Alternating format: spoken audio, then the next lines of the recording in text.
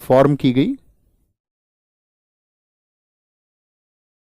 2000 में, सन 2000 में उसको गठित किया गया और 2000 के बाद में उसने काम किया, ओसीआई के बारे में विचार किया।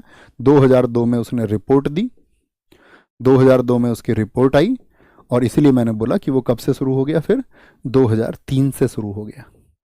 ठीक है, ओसीआई बनना। और इसी कमेटी की रिपोर्ट पर आगे एक संशोधन हुआ। यहां पे एक बात कही गई, 2005 से सभी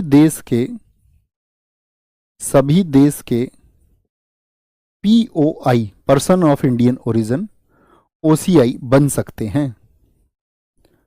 बताइए, सभी जो पीओआई हैं वो ओसीआई बन सकते हैं आज या नहीं, हाँ या ना? आप कहेंगे हाँ जी भैया बन सकते हैं। एक्सेप्शन केस याद रख लेना, यहां पे अपवाद हैं पाकिस्तान और बांग्लादेश, लिखना। इन दो देश के लोग नहीं बन सकते हैं। अब भैया ये तो बात हम समझ गए, ठीक है, पीओआई कौन है, पीओआई ओसीआई बन सकते हैं, ओसीआई कब स्टार्ट हुआ, लेकिन कोई भी व्यक्ति ओसीआई बनना क्यों चाहता है, उसको ओसीआई कार्ड क्यों चाहिए? तो ओसीआई कार्ड बनने के बाद में याद रख लेना, मैंने क्या कहा आपको, विदेशियों से ज़्यादा अधिकार हो जाते हैं। जैसे आप में से कितने लोग ताजमहल घूमने गए हैं या किसी भी आप टूरिस्ट प्लेस पर गए होंगे, तो आपने देखा होगा कि आपका एक जो टिकट होता है, आपका मान के चलो 10 रुपये का टिकट है, लेकिन विदेशियों का जो टिकट है वो क्या 10 रुपये का होता है? किसी भी चिड़ियाघर में आप देख लो या किसी भी आपका, अगर हम बात करेंगे साथ ही आपका कोई भी टूरिस्ट प्लेस हो, तो सबका टिकट एक जैसा होता है क्या? आप कहेंगे नहीं। ताजमहल में मान के चलो सामान्य आपका 20 रुपए ले रहे हैं, तो फिर आपका किसी व्यक्ति से, विदेशियों से 500, 1000 रुपए अलग अलग टूरिस्ट प्लेस पर होता है। अब ये अलग अलग जो लेते हैं, अगर ओसीआई का कार्ड उसके पास होता तो उसका जो टिकट का चार्ज होगा वो इंडियंस के जैसा होगा। तो कहने का मतलब है ओसीआई का मतलब है कुछ व्यवस्थाएं, यानी कि उसको कुछ ऐसी सुविधाएं मिल जाएं, कुछ फैसिलिटीज मिल जाएं उसको, कि वो आराम से है इंडिया में रह पाए, घूम पाए, उसको कोई दिक्कत नहीं है। और वो अधिकार कौन कौन से मिलते हैं, क्यों व्यक्ति आपका इसके लिए अप्लाई करता है, याद रख लेना।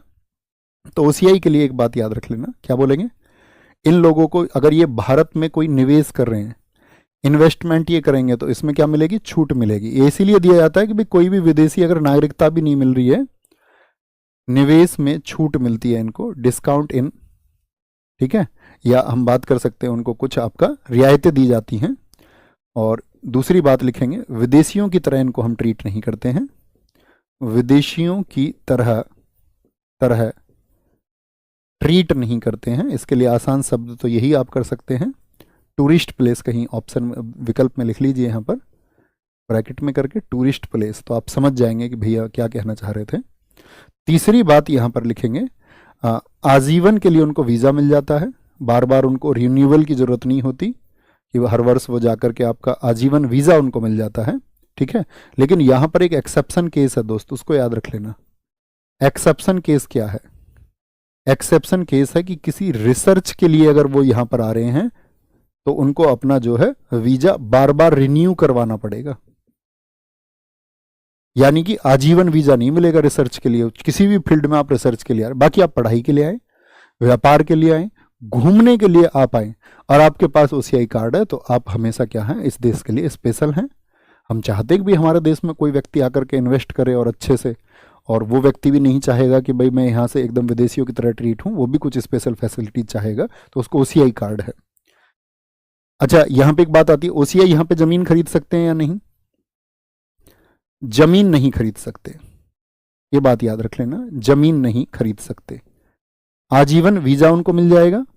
तो आजीवन वीजा का मतलब क्या हो गया आपका, मैंने बोला कि उनको फिर एफआरओ नहीं लेना है, एफआरओ नहीं लेना। एफआरओ नहीं लेना का मतलब क्या हो गया आपका, जो आपका फॉरेन रजिस्ट्रेशन ऑफिस होता है, वहां पर बार बार अपने वीजा को रिन्यू नहीं करवाना है। एफआरओ मतलब फॉरेन रजिस्ट्रेशन ऑफिस। जमीन नहीं खरीद सकते हैं, एक्सेप्शन केस रिसर्च हो गया। अगली बात, 5 वर्ष तक अगर ओसीआई कार्ड हो गया, तक ओसीआई कार्ड उसके पास है, तो ओसीआई कार्ड तो नागरिकता के लिए आवेदन कर सकता है, ये भी एक छूट हो गई। नागरिकता के लिए क्या कर सकता है, अप्लाई कर सकता है। बात क्लियर है भाई? अच्छा मुझे ये बताओ, कुल मिलाकर के इसको बहुत सारी छूट मिल रही है या नहीं, हमको इतना समझना है सिर्फ। यानी कि ओसीआई को क्या विदेशियों की तरह, भाई विदेशी को अपना जो वीजा है वो बार बार रिन्यूअल कराना पड़ेगा, टूरिस्ट प्लेस पर ज़्यादा पैसे खर्च करने पड़ेंगे, इन्वेस्टमेंट में अगर विदेशी की तरह ही ओसीआई कार्ड नहीं लिया तो छूट नहीं मिलेगी, ठीक है, ज़मीन तो वो भी नहीं खरीद सकता, और उसको तो कितना वेट करना पड़ेगा, 7 साल या फिर 12 साल वेट करना पड़ेगा। तो कहने का मतलब हम समझे ओसीआई कार्ड धारक को बहुत सारी छूट हैं। यहां पर भारत सरकार ने एक नियम बनाया, सीएए 2015 जिसको हम कहते हैं। सीएए का फुल फॉर्म लिखो जरा, सिटीजनशिप अमेंडमेंट एक्ट। मैंने शुरुआत में कल की कक्षा में आपको बताया सीएए का मतलब ही होगा नागरिकता, जो हमारा अधिनियम था 1955, उसमें कुछ बदलाव किया गया है। समझे जी क्या है, लिखेंगे। इसके जरिए क्या किया था, पीओआई और ओसीआई का विलय करके मतलब क्या, दोनों को एक कर दिया गया, विलय करके। ये कब शुरू हुआ था पीओआई बताएं, 2002 में, ओसीआई 2003 में, एक साल बाद। लेकिन यहां पर क्या बोला गया, विलय करके उन दोनों को बोला गया ओसीआई कार्ड धारक, ओसीआई कार्ड धारक। क्या बोल दिया गया उनको, दोनों को क्या कर दिया गया है साथी, एक यूनिटरी में कन्वर्ट कर दिया गया है, और वो हो गया है आपका ओसीआई कार्ड होल्डर। समझ गए इस बात को कि कोई भी व्यक्ति ओसीआई कार्ड क्यों लेना चाहता है। ओसीआई कार्ड कौन से दो देशों के लिए नहीं होगा, बांग्लादेश और आपका दूसरा कौन सा देश बताया मैंने आपको, पाकिस्तान के लोगों को नहीं होगा। उसके बारे में हम अभी बात करेंगे क्यों है। इतनी बात में क्लियर है, आगे आते हैं। अब आएगा सबसे इंपॉर्टेंट बात, और अभी आप समझ पाओगे। क्या बोलेंगे, नागरिकता संशोधन अधिनियम 2019। नागरिकता, इसके बाद ही आप एनआरसी को समझ सकते हैं। नागरिकता संशोधन अधिनियम 2019, इसी को हम क्या बोलते हैं, सी डबल। ये छोटे छोटे से टॉपिक हैं, 10-10 मिनट के, इनको समझना जरा। सीएए 2019, इसमें क्या हुआ था, सीएए के खिलाफ पूरे देश में, आप लोग जानते हैं इस बात को, भैया सीएए की फुल फॉर्म लिख दो, ये लो भाई साहब, सिटीजनशिप। कितने विशेष बच्चे आप हैं, बड़ी प्रसन्नता होती है मुझे इस बात पर। कितने लोग आपसे आगे क्यों ही हो जाते हैं।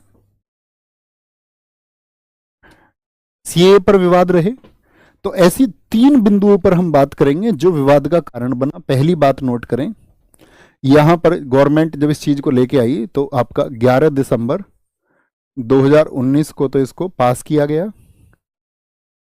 पास्ड अर्थात पारित कब हुआ था ये पूछा जाए आपसे, 2019 में 11 दिसंबर को। और आपका लागू अप्लाई कब हो गया था, ये आपका 10 जनवरी 2020 से हो गया था ये आपका अप्लाई। अर्थात लागू कब हुआ था ये आपसे पूछे तो आप ये लिख देंगे। देखो पहली क्या बात की गई थी यहां पर, पहला बिंदु समझना, अवैध प्रवासी की जिसे बवाल मचा कि परिभाषा में संशोधन कर दिया। परिभाषा में संशोधन, ये एक विवाद का कारण बना। 3 ही बिंदु और कुछ नहीं, बड़े आसानी से समझ जाओगे। यानी कि amendment in the definition of, ठीक है। अच्छा, आपकी नजर में अगर मैं आपसे क्वेश्चन पूछूं अवैध प्रवासी से आप क्या मतलब समझते हैं, अभी तक आप जितनी भी समझ आपकी विकसित हुई तो आप कहेंगे भैया अवैध प्रवासी से हमने जाना कि जो भारत में आपका अवैध दस्तावेजों से, फेक डॉक्यूमेंट से आया हो, यही एक आप ग्राउंड जानते हैं। ठीक है, तो ये तो बात ठीक थी, लेकिन यहां पर जो बात कर दी गई, क्या बोलेंगे हम, जो अवैध प्रवासी है उसको हम कहते हैं, या तो हम ये कह सकते हैं 2 तरीके से हम कहेंगे कि भारत में वो बिना पासपोर्ट के आ गया, बिना पासपोर्ट के कह सकते हैं, एक ग्राउंड तो ये हो सकता है। दूसरा ग्राउंड ये हो सकता है कि उसका जो टाइम था वीजा का, वो समय सीमा उसकी पूरी हो गई हो तो आपको उसको वापस जाना चाहिए था, समय सीमा पूरी हो चुकी हो। जो उसका टाइम था भाई, वीज़ा भी तो ऐसा अलॉट होता है कि 3 वर्ष के लिए, 6 महीने के लिए, 2 वर्ष के लिए। भारत सरकार ने जो बोला तो उसके बाद उसको इन्फॉर्म करना चाहिए, वापस जाना चाहिए। तो उसकी समय सीमा पूरी हो चुकी है, तो उस वीज़ा की या पासपोर्ट की। ठीक है, अब इसमें अब तक तो यही था, अवैध प्रवासी की परिभाषा यही थी। लेकिन 2019 में एक संशोधन किया गया, और उसको नोट करके रखना, ये जो अमेंडमेंट है ये क्या किया गया, यहां पे भारत ने बोला यदि वह अफगानिस्तान, पाकिस्तान और बांग्लादेश से है। कहां से है? बांग्लादेश के, कितनी कंट्रीज हो गई? 3। बांग्लादेश के, क्या बोलेंगे, बांग्लादेश के हिंदू, सिख,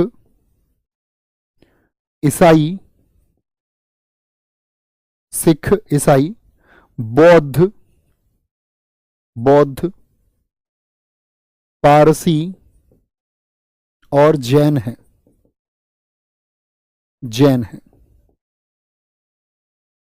ठीक है, तथा 31 दिसंबर 2014 तक भारत आ गए थे अवैध प्रवासी नहीं माने जाएंगे। कैसे भी आए हो चाहे भारत में, अवैध प्रवासी नहीं माने जाएंगे। मुझे एक बात बताएं, किस धर्म को यहां पर नहीं लिखा गया है? कौन सा एक धर्म नहीं लिखा हुआ है? तो आप कहेंगे भैया यहां पर 3 देशों की बात हुई है। पूछा जाता है सीए में कितनी कंट्रीज के बारे में बात की गई है, तो आप बोलेंगे 3 देशों के बारे में बात हुई, 3 कंट्रीज। और कितने रिलीजन्स की बात हुई है? तो आप कहेंगे भैया 6 रिलीजन्स की बात हुई है, 6 धर्मों की बात हुई है। 3 देशों के 6 धर्मों की बात की गई। और डेट कौन सी रखी गई कि 31 दिसंबर 2014 तक चाहे किसी भी तरीके से आए हों, बिना पासपोर्ट के आगे हों, कैसे भी एंटर कर दिया हो, तो उनको भारत सरकार संरक्षण देगी और वो अवैध प्रवासी नहीं माने जाएंगे। तो इसका विरोध किसने किया? विरोध किस कम्युनिटी ने किया होगा? तो आप कहेंगे भैया इसका मुस्लिम कम्युनिटी ने विरोध किया। अब मुस्लिम कम्युनिटी ही क्यों विरोध करी है? क्योंकि उनका जिक्र नहीं है। तो भारत सरकार ने फिर इसका क्या पक्ष लिया? तो भारत सरकार ने कहा कि इन देशों में ये सब लोग जो हैं ये अल्पसंख्यक हैं, माइनॉरिटीज हैं। इन तीनों देशों में मुस्लिम ज्यादा हैं, तो मुस्लिम बहुसंख्यक हैं। और मुस्लिम बहुसंख्यक हैं तो इसका मतलब जो आपका माइनॉरिटीज हैं उनके साथ में धार्मिक उत्पीड़न होता है। किस शब्द को उन्होंने ग्राउंड में लिया? धार्मिक उत्पीड़न। हालांकि सीए में उन्होंने धार्मिक उत्पीड़न शब्द का कहीं भी इस्तेमाल नहीं किया है, क्योंकि कई बार इस्तेमाल, ये बहस भी हुई है, आप न्यूज चैनल्स की देखोगे तो उसमें बीजेपी से बोला गया कि आप धार्मिक उत्पीड़न के बारे में कहते हैं, तो धार्मिक उत्पीड़न तो आपके सीए में नहीं है। तो उन्होंने कहा कि जब कोई बिल पास होता है तो उससे पहले उसके विषय में, यानी कि जो आपका पहले भी आपका उसके बारे में जो आपका क्या बोलेंगे उसको, अनुसूचिका जाती हैं, तो वहां पर धार्मिक उत्पीड़न शब्द का प्रयोग है। समझ गए? ठीक है, 2014 से क्यों माना? 2014 से गवर्नमेंट आई, ऐसे समझिए उनकी, क्योंकि वो उनका आपका चुनावी मुद्दा था। अच्छा, पहली बात तो ये हुई, इस पर एक बवाल हुआ। अभी हम आगे बात करेंगे, दोनों पक्षों पर बात करेंगे, सरकार के पक्ष पर भी और साथ में आपका क्या उनका पक्ष। दूसरी बात क्या हुई? दूसरा एक चेंज किया गया, देशीयकरण द्वारा नागरिकता। कितने वर्षों में मिलती थी जरा बताएं सारे लोग, विचार करें देशीयकरण की नागरिकता पर, पढ़ें एक बार उसको, जो मैंने आपको नोट बनवाए हैं उसको पढ़ें एक बार। देशीयकरण द्वारा नागरिकता के जो प्रावधान है उनमें संशोधन कर दिया गया। देशीयकरण के लिए कितने वर्ष मैंने बताए? 14 में से 12 वर्ष को, जिनमें से 12 महीने लगातार होना चाहिए। यानी कि हम कह सकते हैं अमेंडमेंट नेचुरलाइजेशन। क्या भैया यहां पे संशोधन हुए? देशीयकरण तो समझ गए ना, संशोधन यहां पर यह किया गया कि अगर 3 देश कौन से? पाकिस्तान, बांग्लादेश और अफगानिस्तान, उन 3 देशों के 6 धर्म के, मतलब 6 रिलीजन्स का कोई भी पर्सन है, तो उसको क्या बोलेंगे? अब 5 वर्ष निवास करना होगा। यानी पहले कितना था? निवास करना होगा। किस धर्म का फिर से जिक्र नहीं हुआ? 5 वर्ष निवास करना होगा, ये मैंडेटरी कर दिया गया। कितना?